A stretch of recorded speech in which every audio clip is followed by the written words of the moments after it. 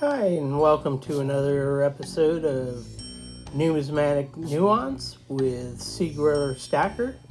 Hey, did you know that last week I started a new series by the label Not the Coin? Last week was part one. For those of you who missed it, I'll post a link in the description below. And today is part two. For those of you who did catch last week's video, we focused on the Annex coin grading company. Today we're going to focus on PCGS. PCGS, aka Professional Coin Grading Services, was started in 1985 and began grading coins in early 1986. And since then, PCGS has grown to be considered one of, if not the premier grading companies.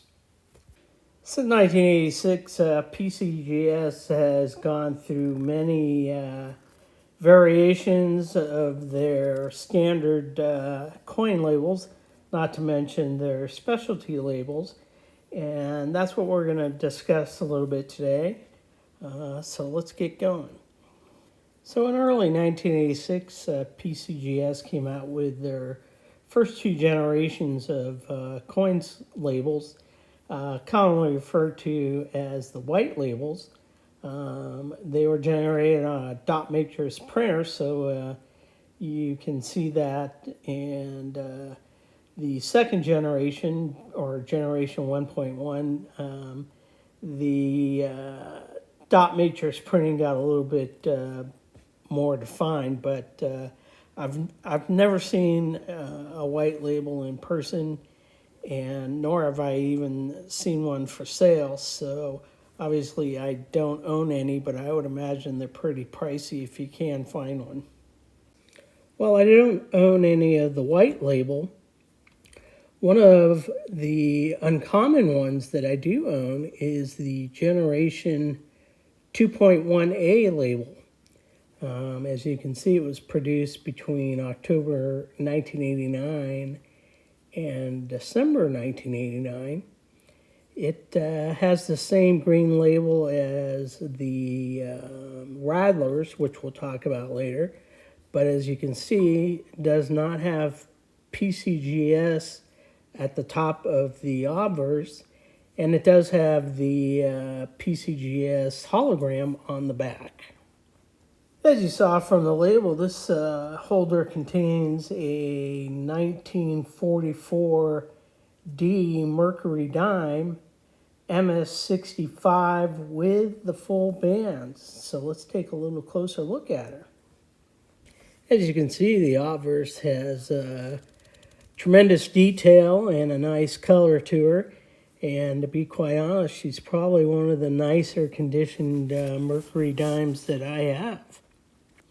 And again, on the reverse, beautiful details, full bands as notated on the label, and great color. The only not necessarily error, but defect is that D at the bottom left of the coin. Really should be an S.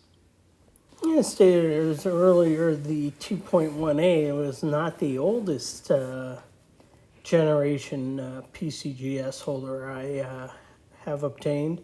That actually goes to the generation 1.2, which is often referred to as the old green holder, or more commonly even the Rattler holder. And that's because the coins inside the Rattler holder would rattle when you shook the holder.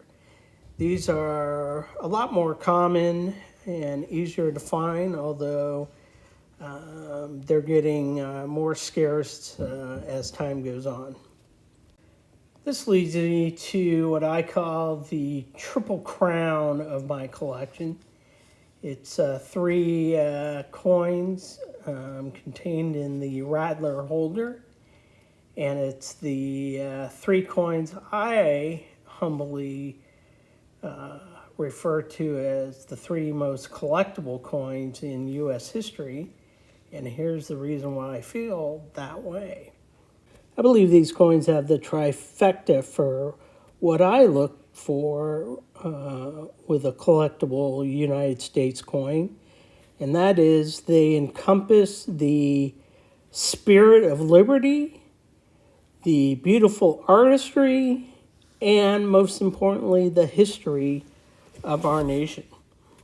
While there's certainly other coins in U.S. history that reflect some of the qualities just discussed, I think these three capture all three of the qualities in the best way. First off, we have the winged Liberty Head dime, which is more commonly referred to as the Mercury dime because it was mistakenly associated with the Roman messenger god Mercury, who often was depicted as wearing winged shoes or a winged hat. The fact is, the obverse is actually Lady Liberty in a winged Fijian cap, which symbolized the freedom of thought.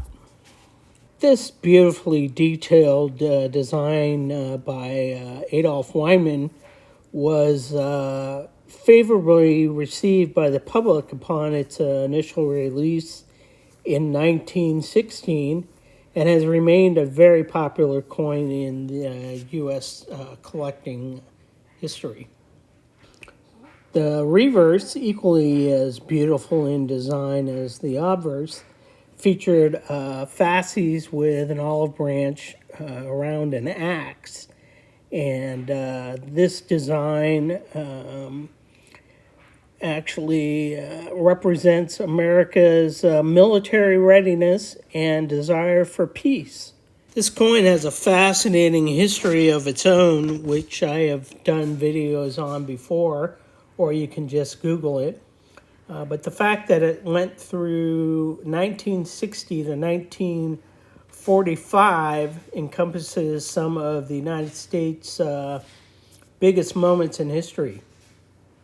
Saw us through World War I, the Great Depression, and of course, World War II. Let's go ahead and take a closer look here on the obverse. Of course, you see the winged Fijian cap and Lady Liberty herself. And on the reverse, the full bands and the S mint mark. Next up, we have what I would argue is the most beautifully designed silver coin in U.S. history, both obverse and reverse. Like the Mercury dime, this was designed by Adolf Weinman. And on the obverse, of course, you have Lady Liberty walking confidently towards the rising sun of a new day, as she has her right hand outstretched, pointing towards the future, with her left arm clutching olive branches, signifying peace.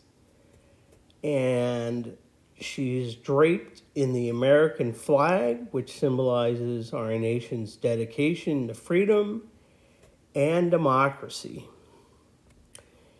Even Weinman's son, a renowned artist in his own right, said that the obverse design and the coin in general could not be improved upon. It's no wonder this design was chosen for the United States flagship bullion coin, the American Silver Eagle.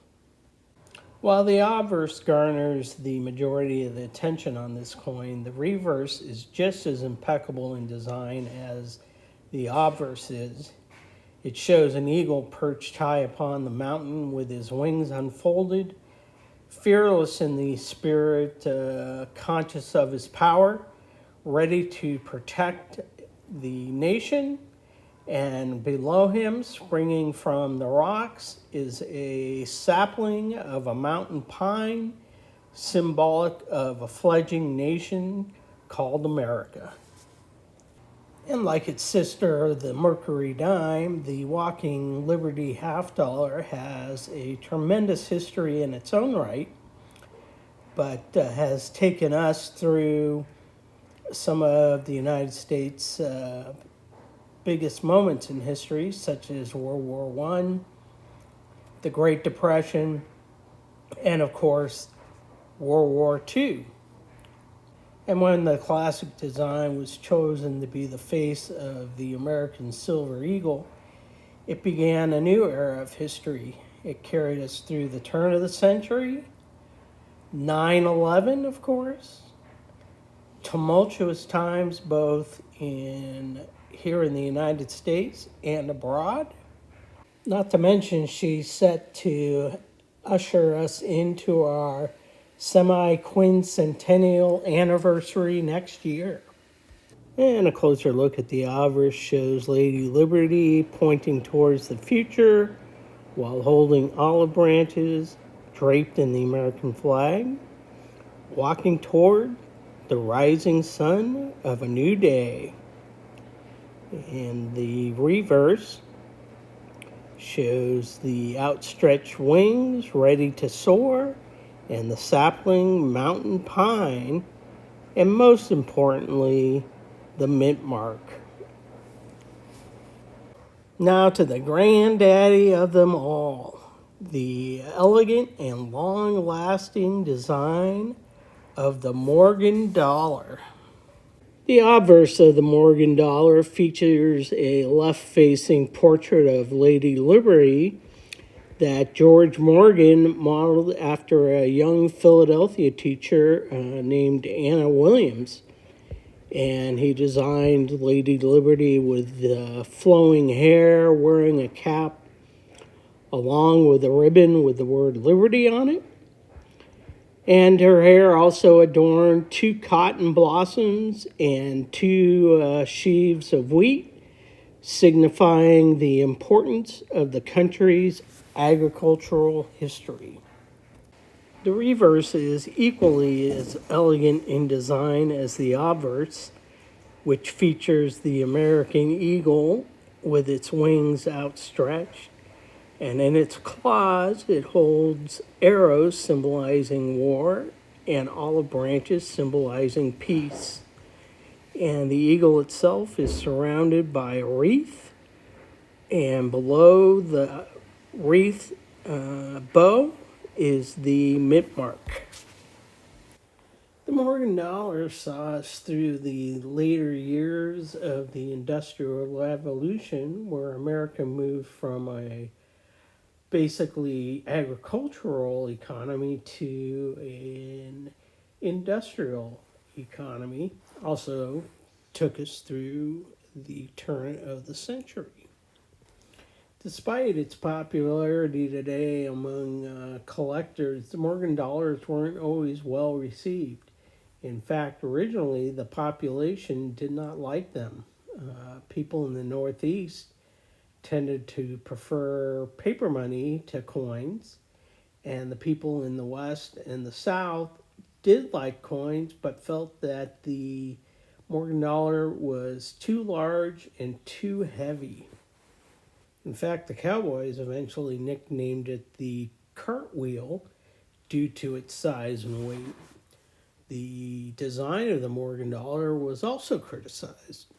Many people felt that Lady Liberty was too fat looking and that the eagle was too skinny looking. In fact, so much so, they nicknamed it the buzzard dollar. Ironically, the large size and weight of the Morgan dollar made them very popular props in Western movies and television shows of the 50s and 60s. And they were also very popular in casinos through the 70s. Another ironic turn of events was that many of the Morgans minted between 1878 and 1904 were melted and then reminted as Morgan dollars in 1921 due to the Pittman Act. You may recall that the Pittman Act of 1918 during World War I required that we melted the coins down so that the bullion could be sold to Britain to stabilize their currency since German propaganda created a run on silver during the war. However, after the war, the remaining bullion was to be made into silver dollars again, and thus during 1921, the Morgan dollar made its reappearance until the peace dollar could be minted. Closer look at the obverse again shows Liberty printed on her ribbon and the wheat and cotton blossoms in her hair. On her reverse, you see up close the outstretched wings, details of all the feathers, and most importantly, the olive branch and arrows in her claws, not to mention the mint mark. Thanks so much for watching. I do appreciate it. Don't forget to do all of the above. And since this was a lengthy video, I do appreciate your patience. Hope you made it through the whole thing. And as always, thanks for watching, and I'll see you next time.